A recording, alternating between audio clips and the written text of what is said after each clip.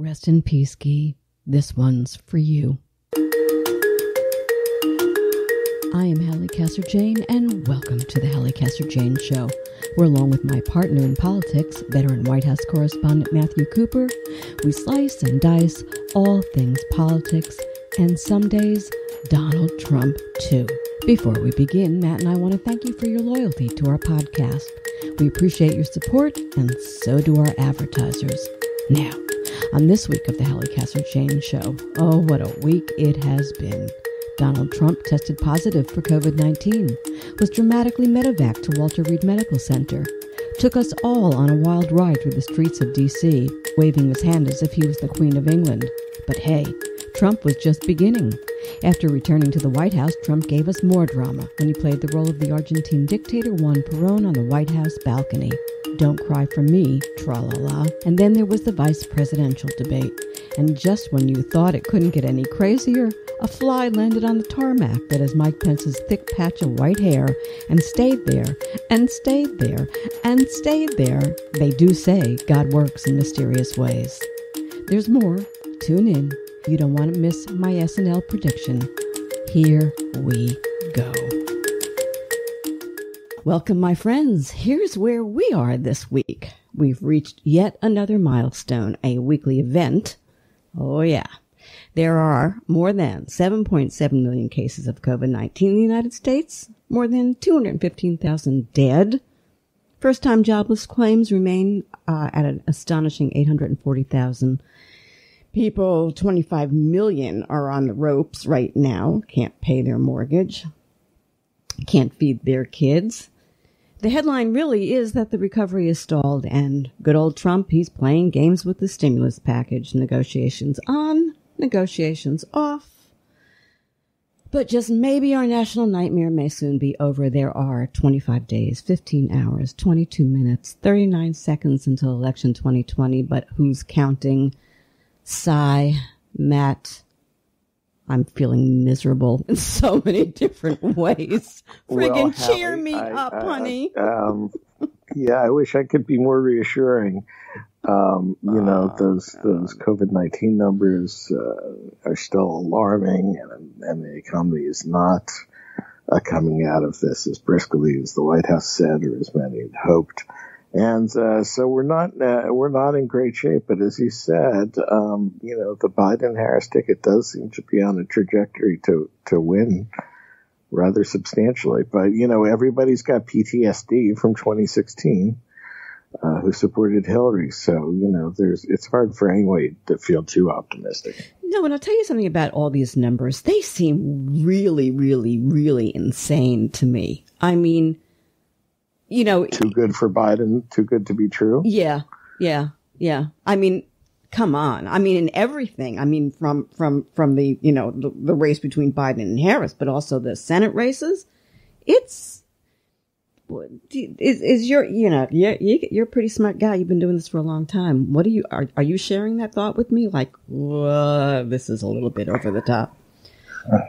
Well, I know there's still a lot of, enough time left to kind of change the dynamics, especially in the Senate races where people are not as firm in their views. And, they may have well-formed opinions about Donald Trump, but not necessarily about Jamie Harrison, the African-American challenger to Lindsey Graham, who's running a very strong race. But that said, I do think there is a bit of a blue wave forming out there.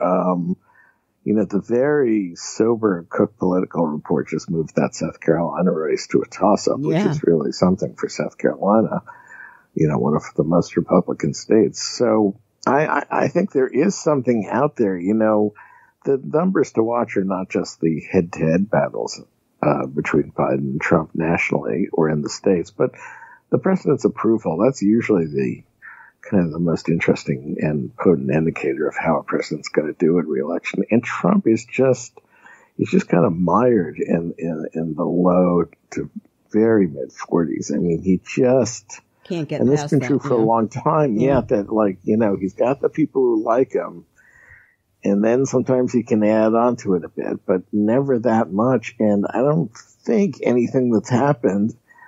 And a lot has happened. The death of Ruth Bader Ginsburg, the president's hospitalization, release in Hollywood fashion.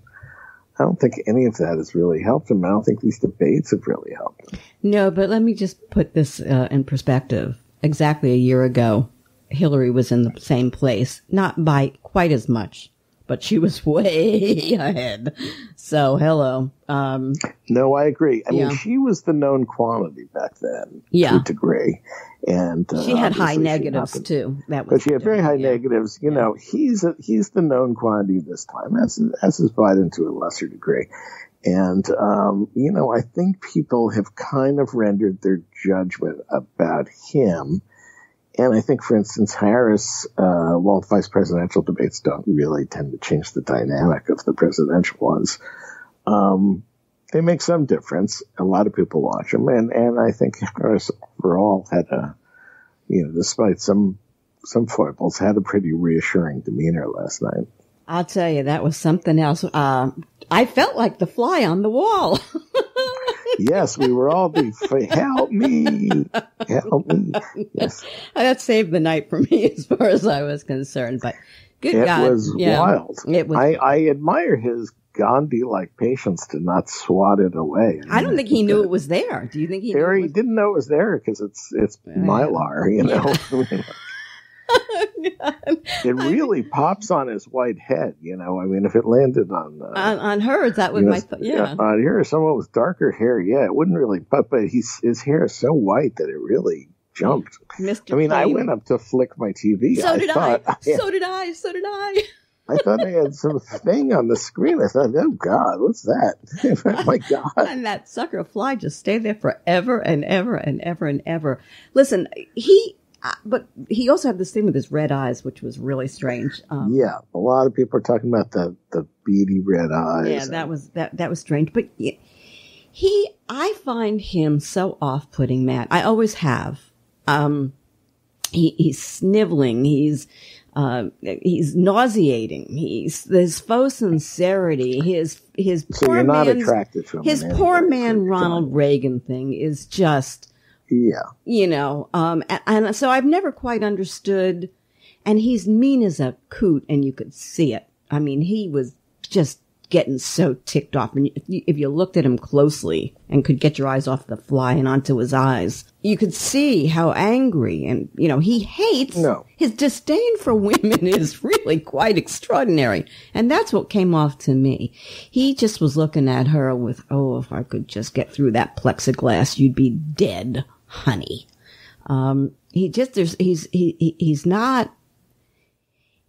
He's not a good man. He's not a nice man. And you know what? If you didn't think so, that he associates himself with Trump and is completely and totally, he's not giving in to Trump. He is Trump. They see eye to eye. Your thoughts? Well, you put a lot out there. You know, I have a little personal, as I think you may recall, I have a little personal experience with Pence from his congressional days because he was it's hard to imagine now, but he was the advocate for a law to protect journalists and their sources. A law that would give journalists certain legal immunities from prosecution if they didn't reveal their sources. And I was in a case that involved that, so he and I dealt with each other a bit during that. And, you know, I confess I kind of liked him. You know, he's not, he's a stiff. You know, he's a total stiff. Yeah. And I think, really has sucked up to Trump. You know, he'd been moderately critical of Trump, you know, during the 2016 race until he started to be in contention for the deep slot. But, you know, look, he's obviously incredibly obsequious towards Trump. And, that was on display last night. Mercifully, he refrained from his line about Trump's broad shoulders. Yeah.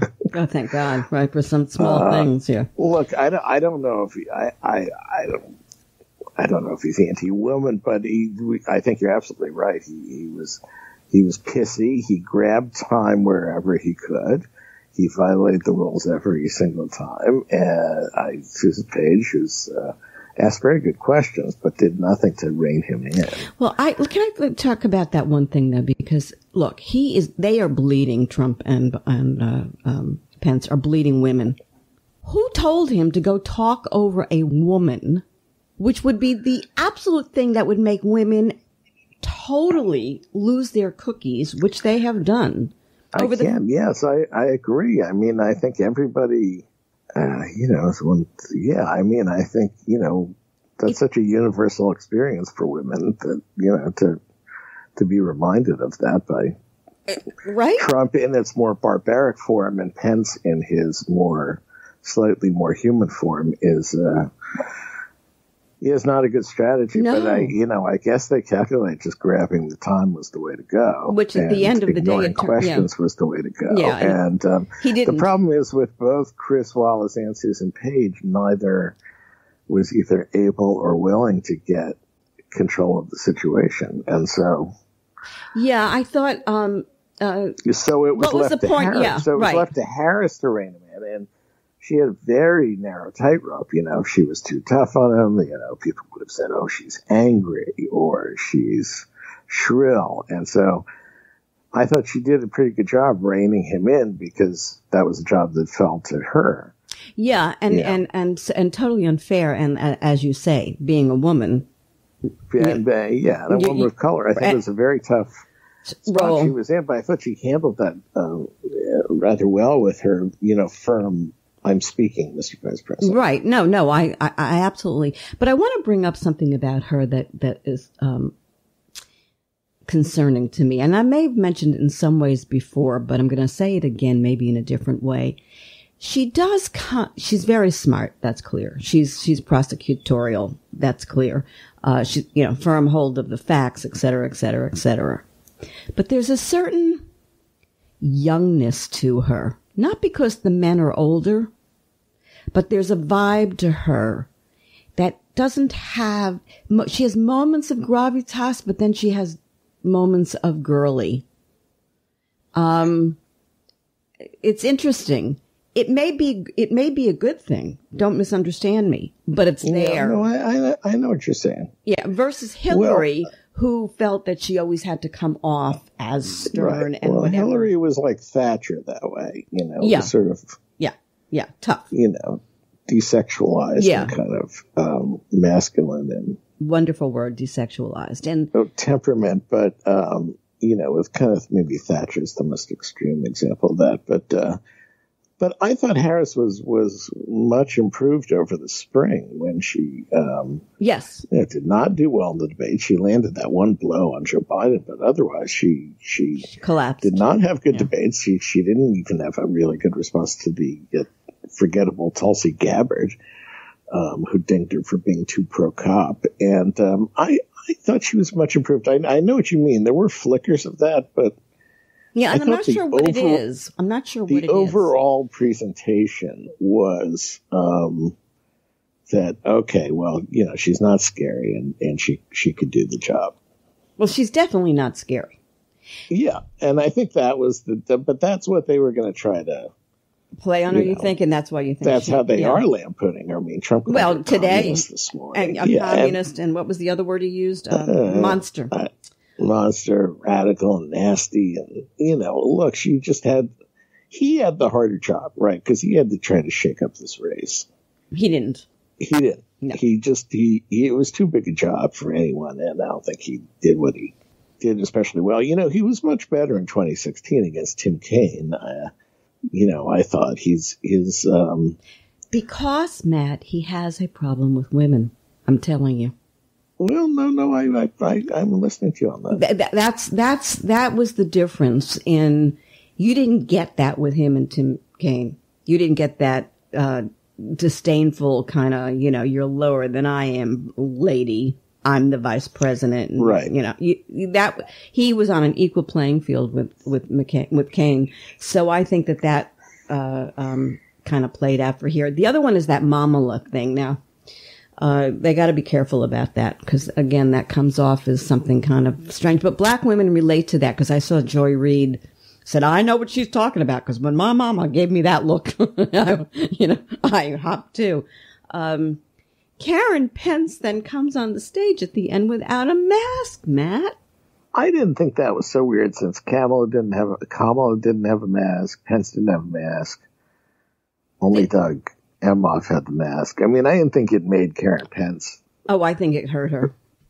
I think it did. I because again, Kamala and Pence didn't have a mask because they were the stars of the show and they had been tested, hopefully, for COVID, et cetera, et cetera, et cetera. Everybody else in the audience did. And under the circumstances that these Republicans refused to let go of this mask, I mean, it's just bizarre stuff. It's just bizarre to me. I don't understand it. For the life of me, I don't understand it. In the sake of time, anything else you want to say about that I might have missed before we go on? No, just that this commission on debates is I think really kind of blown it here. That they're playing by old rules of like Bob Dole and George H.W. Bush and stuff. They need to have moderators who can really, do the job, take control, and they don't. Right.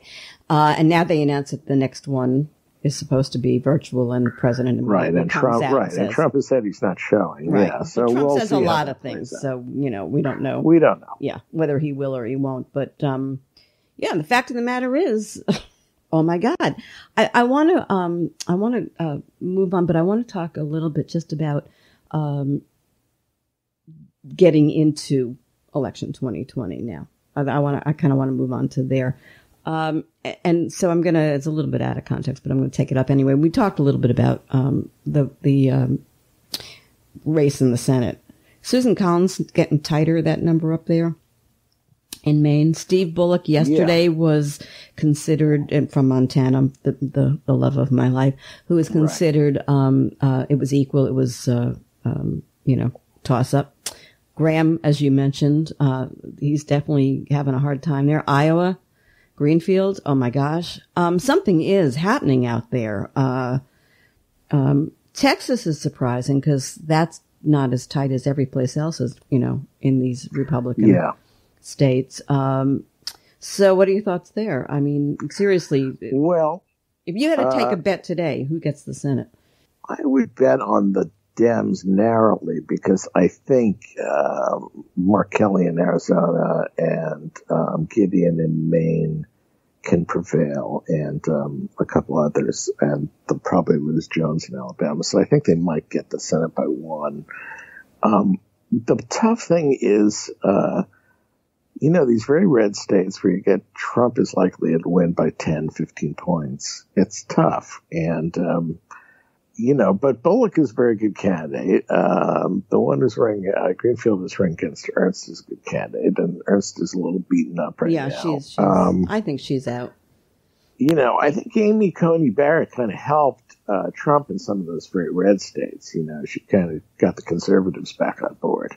I mean, that was helpful to Graham. It's not helpful to Collins, but it's helpful to Graham. So we'll see. We'll see. Texas is tough because it is such an expensive state to run, and it's a country basically, and you need a lot of money to buy in a lot of media markets if you don't have name ID. And look what Abbott, the Dem challenger. It's just very tough to get that exposure. Yeah, and look what Abbott did, taking all the voting booths away. I mean, you have to drive 200 miles to be able to drop your ballot. Then we're talking about Republican governors in a lot of these states where they're gonna, they're gonna do help everything. The incumbent grind it out. Right. And right. But the money thing is interesting too, because boy, oh boy, those Dems have a lot of money, and there's a lot of money, and Trump is clearly, the grifters. The grifters have been grifted because clearly, but he's down. He's pulled his ads in Iowa and in Ohio. Yeah, they pissed away the money on Brad Parscale's Ferraris and God knows what else. They're still paying Trump Tower for rent. Yeah, I mean, these are things that that make a difference in the long run. Yeah. We will take up Amy Coney Barrett for 1 second because a story did break, and I mentioned it last week, and I'm going to continue to mention it because I think as we get to October 12th. Bottom line, of course, the Republicans are playing the religious card. Right. Don't come after her for religion. This girl is not a Catholic. She is a member of a cult. They now have that she was living with the cult, the beginning of this group, the People of Praise. She was living in his home with him. He picked her husband there was talk that she had been servicing him, and these are not like wild stories. These are, sourced stories that are coming out on her. I know that the Republicans know this is an issue. Servicing. Well, I'm gonna put. Know. I mean, I read the Post's extensive piece of that. I'm going to put that in quotes, but come on, But here's the deal: the Republicans know it's a problem because that's why they're coming so hard and heavy. Before anybody says a word about her religion, they're going, "Oh, they're coming after her religion." This could be a problem. I think. Do you think this could be a problem, or you think they're just going to? Because there's a lot that they can still do to slow it down. Well, I don't know yet. I mean, I think their best tactic is still delay. Right. And kind of what happens in the hearings, I don't know. I don't know if that'll move votes at all. I think their just best bet is delay, hope that COVID keeps enough senators away from committee votes that they can jam this up for a while. But look, I read that long People of Praise piece in the Washington Post, and well, it is different. It is different. You were listening to the Halli Casser-Jayne Show. The Halli Casser-Jayne Show posts new podcasts weekly at hallicasserjayne.com and is available wherever you listen to your podcasts. Be sure to find us on Google Podcasts, Amazon Music, Apple Podcasts, iHeartRadio, and on all your favorite apps. You can find the Halli Casser-Jayne Show on your Alexa device, too. Just say, the Halli Casser-Jayne Show. Oh, and come play with me on Twitter at Halli Show Quotes. I mean, if you sign a covenant with a group, Matt, that's pretty weird stuff. That's Jonestown. No, I don't think it's Jonestown. I do think it's Jonestown. I've done a lot of work over the years with these cult groups. When I was out in L.A., that was always a story about a new cult doing this, it was crazy time.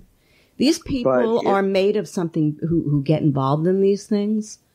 The what's the book? The DEIS. I can never remember the letters, for the what's considered crazy. Oh, the DMS. Yeah, has a whole thing about cults and cult. Yeah. Well, okay, but let's. You're thinking but you're thinking I'm going too far by calling it a cult. Well, I don't think you have to call it a cult to raise questions about it. I mean, but what's the definition of a cult? Well, I don't know, but I don't think calling it a cult will help the Democrats. Oh, I mean, they could try it, but my guess is it won't work. All right, you got me. You got me to think. You got me to pause on that. But, I mean, look, I think I think they have a pretty smart strategy for during a pandemic to make the point that she's gonna be the decisive vote to get rid of the Affordable Care Act, and that you're going to lose your health care. But no Republican is going to vote against her, so those tactics are not going to work if they're going to stop. No, those aren't to persuade Republicans. They're mostly to just gin up the Democratic base and get them to gin up the Democrats, and not to piss off the still substantial number of kind of pro-life Democrats in Minnesota, Wisconsin, Pennsylvania. Yeah, all right. Iowa. So it's to not make it all about abortion and Catholicism, but to make it about the Affordable Care Act, which I think makes sense. And, look, as I think I said last time, going after Joe Lieberman because he's Jewish would be crazy, but asking if an Orthodox Jewish president is willing to work on Saturday is not religious bigotry. It's a legitimate question. So sometimes it is, sometimes it's not. It's like who was it? Oh, when Pence last night said that after all, the president has a daughter who's Jewish and a son-in-law and Jewish children, and I immediately the hair on my back goes up. And I think, token Jew, token Jew, token Jew. We hear this a lot. Token Jew, token Jew. I mean, you got to be careful about stuff like this when it gets down to religion. Well, yeah, that's why. It's weird stuff. Okay. The stimulus package, as we talked about briefly before, on, off. This morning, it seems that the conversations are back up. But again, that goes into, what is this guy thinking, this Trump? I mean, we're going to talk in a second about his coronavirus and all of that. But I mean, he's not thinking clearly. He isn't. That's a huge mistake. It has been all along. People are starving. They can't feed their kids and they're on bread lines. They're literally, you got to see some of these roads that I've driven down here, where they have giveaway for food banks. Miles of people in nice cars waiting for. So what is he thinking?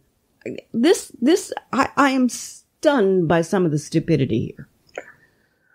Well, yeah, and you had the Federal Reserve chairman. The morning before this week that this would really screw up the economy. Not to mention, of course, those people directly affected by it, by an aid package. So it doesn't make sense politically. My point. I mean, it's not going to rally the base. The base is also hurting, by the way. So the base has gone along with them, even though they are some of the very people who are hurting the most. Right, of course. Which is so bizarre. I don't know. It might please Larry Kudlow or somebody, your buddy. But please don't get on him because he's just the world's number one idiot. The thing about it is this, Matt, and that is the guy's not thinking this. He lucked into the presidency. I'm affirmed with the help of Putin. So and that's what I think. I never thought he was as smart and as savvy, quote unquote, great political mind, is because he's just screwing up left, right, and indifferently here. I mean, everything he's doing. Now, is that because he's got COVID now? Or is that he's just plain, he's an idiot. Some of the things he's doing are just idiotic. And so I just don't understand. They do have a new tactic here, and that they're trying to drum up that Russia story again, and the FBI, and Obama, Biden, and they're and Hillary's emails. I don't know if that has any. He's got his base basically. Yeah, I don't know if that's he's got to expand. It's a game of addition, and you got to get new. You got to get more people to vote for you. Yeah, I don't think that helps. Endless preaching to the people who are devoted to you already is not enough. You got to expand a little, and he's just not expanding. He's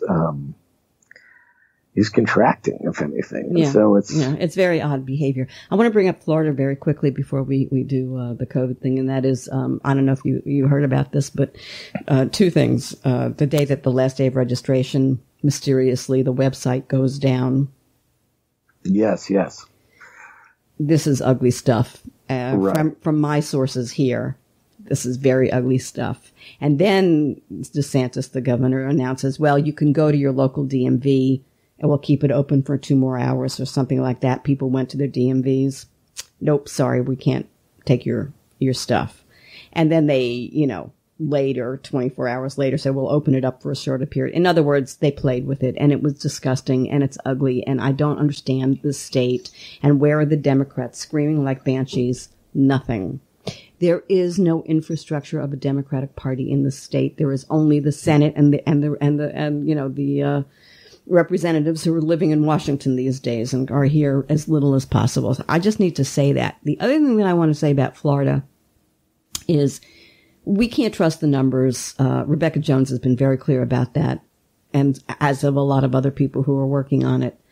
That said, who's Rebecca Jones? She's the young woman who put together the state's original website on tracking COVID in the state, who got fired. I see. Gotcha. Okay. Terrific kid. And now she's working on trying to keep track of what's going on in the schools because, the governor's trying to stop you from getting those numbers too. I'm bringing this up very quickly because I want to make this point. A lot of people question, we're at a plateau here, so to speak. And I'm putting that in quotes.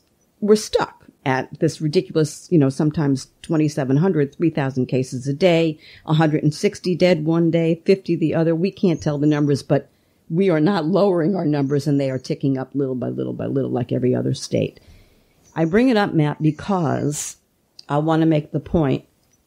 In some article that I read, and I'm sorry, in the crazy that I went through this week, that Dr. Atlas of herd immunity apparently has Governor DeSantis's ear and is telling him how to play this. And it was either in the Washington Post or the New York Times or Politico, one of those. And I didn't have time to go back and find my source for, where it was. But yes, a lot of the old people down here who I've talked to say they're trying to kill us. It's herd immunity. That's what they're doing. DeSantis yesterday said he's opening up the football stadiums. 65,000 people. Hello. Yeah. That sounds like a great idea. Yeah. So I wanted to get there. All right. Which leaves us to what we could have started with, which is POTUS is infected with COVID. Right. I mean, a week is a long time in this. He had not tested positive a week ago, or not said he has. This is a crazy story. So here we are. Uh-huh. So, well, look, first of all, they clearly, I think unless Bloomberg had broken the story about his aide Hope Hicks getting tested positive for COVID, it never would have come out. Right. Or would have had to come out another way. I don't think they had any intention of sharing this. I think they were going to see if they could ride it out. Obviously, they couldn't. He got tested. Some bad stuff was happening Friday when he got flown to Walter Reed. I don't think we know the full story. I'm not sure we ever will. And now he's back. And look, he's on a ton of drugs. It's a very difficult bug to fight. He's 74. And, if you thought Trump was wacko before this, I mean, try Trump on steroids. We're seeing what happens. I mean, every tweet is, full caps. Oh my God, hysterical, crazy. I mean, just think of this, right? He's medevacked, for God's sakes, to Walter Reed. He goes into Walter Reed. They lie up the yin-yang when they're giving their, assessments on a daily basis, and everybody knows it. We still do not know when he contracted it. He refuses to tell us when his last negative test was. It's very likely from the way he's carrying on that he had it at the time of the debate. I'm convinced that's why they were late, and they wouldn't let the testing be done there. So yada, yada, yada. You can go down that road. That's pretty disgusting. And then he gets in and he gets, driving Mr. Trump, like driving Miss Daisy around Washington. Yeah. That was insane. Well, yeah, and also ineffectual. I mean, if you want to show the guy is back in good health, you have him walk up to the microphone, so you don't have him wave like the Queen Mother and then, from the back seat. And that does not say good health. And then they let him out, and he does that whole scene, and he goes up and plays Evita on the balcony, Juan Peron. And Matt, the guy, you can tell he can't breathe. And he couldn't breathe. I mean, go look at that tape. And first of all, yeah. I mean, it's clear he's sick as a dog and then takes his mask off and walks into the White House without a mask, infected with COVID. And then what does he do? Then somebody leaks the photos of Hazmat cleaning up the White House. And then yesterday he goes into the Oval Office. I mean, come on. Somebody help me. We are in friggin' lunatic land, and I do not understand why people are not freaked out and screaming about it. I mean, it's like become so normal, people just like let it roll off their back. No, this is really crazy. I don't disagree with the word you've said. I mean, it's, why are they letting him do this? It's hard to imagine a White House where so many people have contracted a communicable disease and are how many people? They think 35 people attached to the White House right now, I think is where the number is. The First Lady, the campaign chairman, the press secretary. I mean. All right, so let me say this to you and tell me what you think. In 1814, the Brits burned down the White House, okay? He keeps calling this the China virus. China invaded our White House. They literally are burning down our White House. And the President of the United States and all of our, security apparatus could not stop a major infection from getting into the halls of the people's house and Congress. And we've been infiltrated. And if this had been something different and not a virus, but think about this. I'm not being alarmist. This is bizarre. The White House was infected. And they couldn't stop it. No. And there's nobody in power and control right now because the president of the United States himself and the Joint Chiefs of Staff, they're all infected. No, absolutely. In other words, what I'm saying to you, and the newspapers have not put this in perspective. MSNBC and CNN and Fox, nobody is putting this in its proper perspective. This is no small thing. No, it's not. And believe me, if Trump and Pence get sick, it's very worrisome because there is the 25th Amendment is very, it's pretty good for like if people die or the president gets sick. It's nowhere when the president and the vice president are sick. I mean, it's then you're really in crazy town. Well, you asked me, Pence is already sick. I want to talk about the drugs, also this Regeneron, and folks, you get sick with this disease, I promise you're not getting any of the drugs that the president got. You'll die if you wind up in the shape that he was that then sent him to the hospital. But here's just the most bizarre part of this. I don't know if you saw this or you know this, but the doctor who put this Regeneron together, Eugene Gu, I think his name is, G-U is his last name.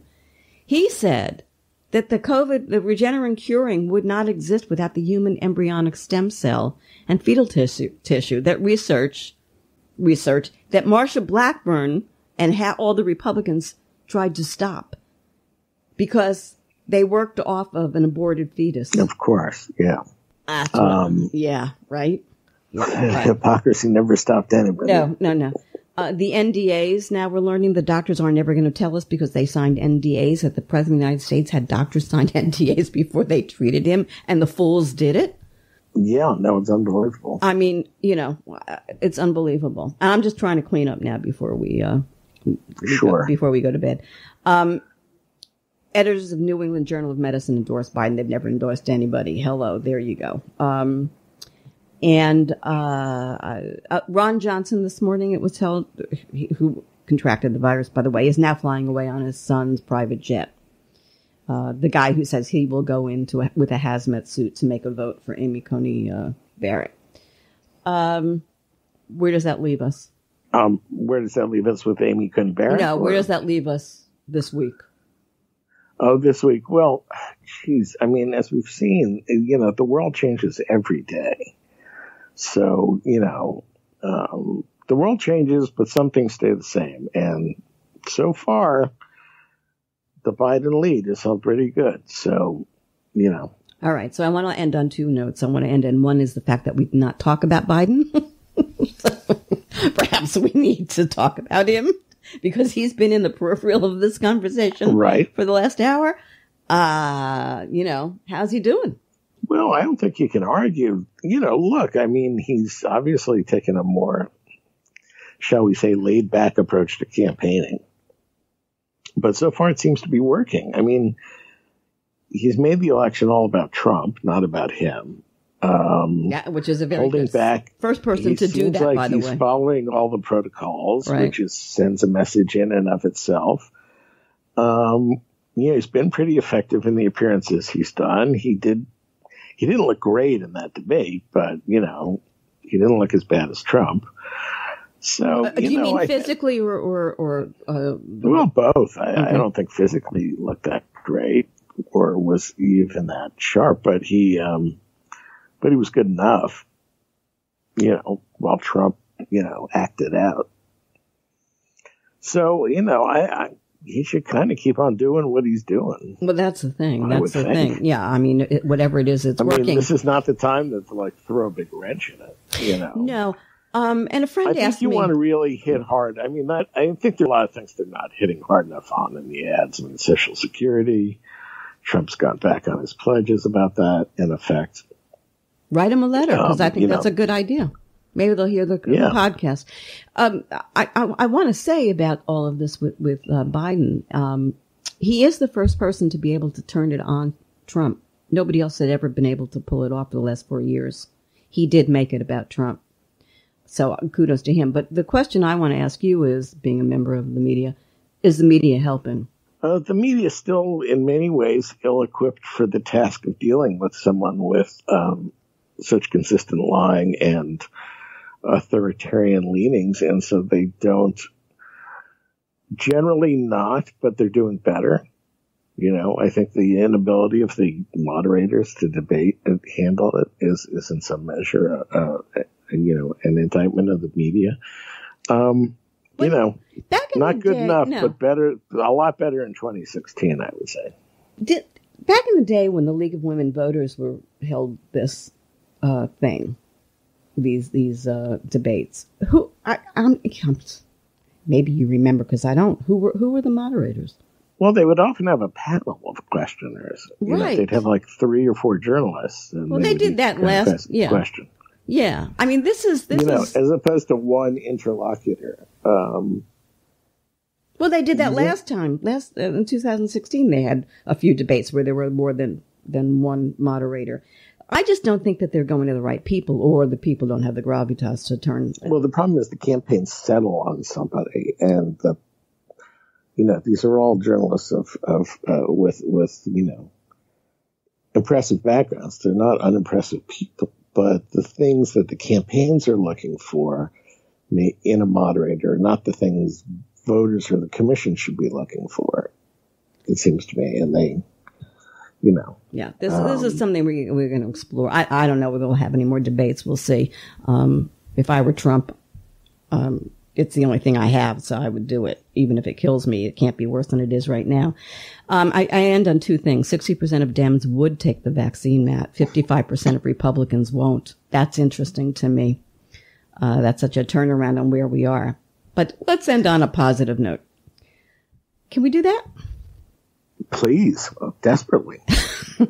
Who's going to play the Fly on SNL this weekend?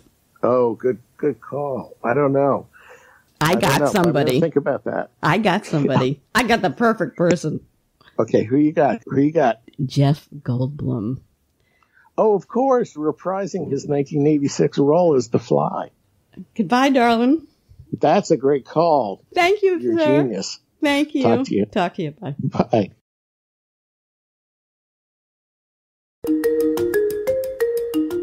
Thank you for tuning in to the Halli Casser-Jayne Show, a production of Resec LLC. The Halli Casser-Jayne Show posts new podcasts Wednesdays, 3 p.m. Eastern, and is available at hallicasserjayne.com and on all your favorite apps. Be sure to visit us on Apple Podcasts, Spotify, Google Podcasts, and follow me on Twitter at The Halli CJ Show. Until next time, this is Halli Casser-Jayne.